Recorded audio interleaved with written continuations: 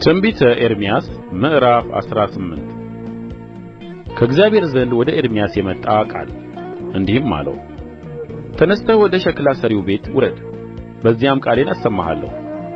ወደ ሸክላ ሠሪው ቤትም ወረድሁ፣ እነሆም ሥራውን በመንኰራኵር ላይ ይሠራ ነበር። ከጭቃም ይሠራው የነበረ ዕቃ በሸክላ ሠሪው እጅ ተበላሸ። ሸክላ ሠሪውም እንደ ወደደ መልሶ ሌላ ዕቃ አድርጎ ሠራው። የእግዚአብሔርም ቃል ወደ እኔ እንዲህ ሲል መጣ።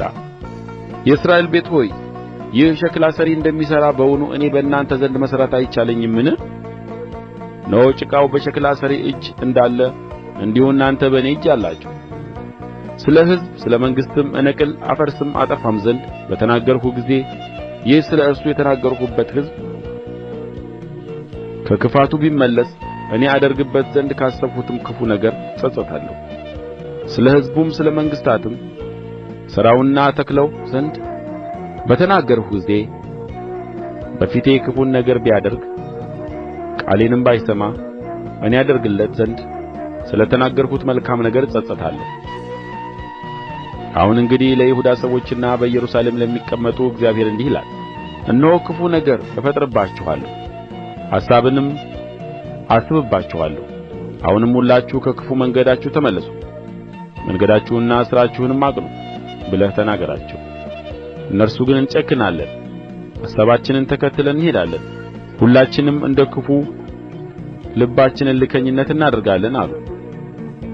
ስለዚህ እግዚአብሔር እንዲህ ይላል፣ በአሕዛብ መካከል እንዲህ ያለ ነገር ማን ሰምቶአል ብላችሁ ጠይቁ።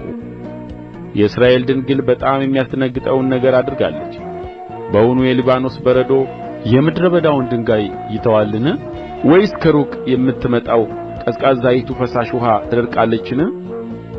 ሕዝቤ ግን ረስተውኛል፣ ለከንቱ ነገርም አጥነዋል፣ ከመንገዱም ተሰናክለዋል። ከቀድሞውም ጐዳና ርቀው ወዳልተሠራው ወደ ጠማማው መንገድ ፈቀቅ ብለዋል። ምድራቸውን ለመደነቂያና ለዘላለም መፍዋጫ አድርገዋለሁ።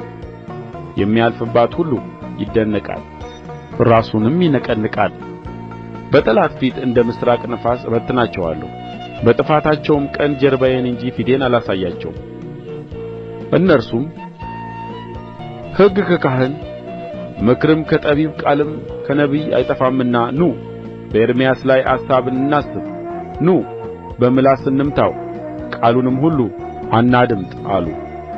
አቤቱ አድምጠኝ፣ የክርክሬንም ቃል ስማ። ለነፍሴ ጕድጓድ ቈፍረዋልና በውኑ በመልካም ፋንታ ክፉ ይመለሳልን? ስለ እነርሱ በመልካም እናገር ዘንድ ቍጣህንም ከእነርሱ እመልስ ዘንድ በፊትህ እንደ ቆምሁ አስብ። ስለዚህ ልጆቻቸውን ለራብ ስጥ፣ ለሰይፍም እጅ አሳልፈህ ስጣቸው። ሚስቶቻቸውም የወላድ መካንና መበለቶች ይሁኑ፣ ወንዶቻቸውም በሞት ይጥፉ፣ ጕልማሶቻቸውም በሰልፍ ጊዜ በሰይፍ ይሙቱ። ሊይዙኝ ጕድጓድ ቈፍረዋልና ለእግሮቼም ወጥመድ ሸሽገዋልና ድንገት በላያቸው ጭፍራ ባመጣህ ጊዜ ከቤታቸው ጩኸት ይሰማ። አንተ ግን አቤቱ ይገድሉኝ ዘንድ በላዬ የመከሩትን ምክር ሁሉ ታውቃለህ። በደላቸውን ይቅር አትበል፣ ኃጢአታቸውንም ከፊትህ አትደምስስ። በፊትህም ይውደቁ፣ በቍጣህ ጊዜ እንዲሁ አድርግባቸው።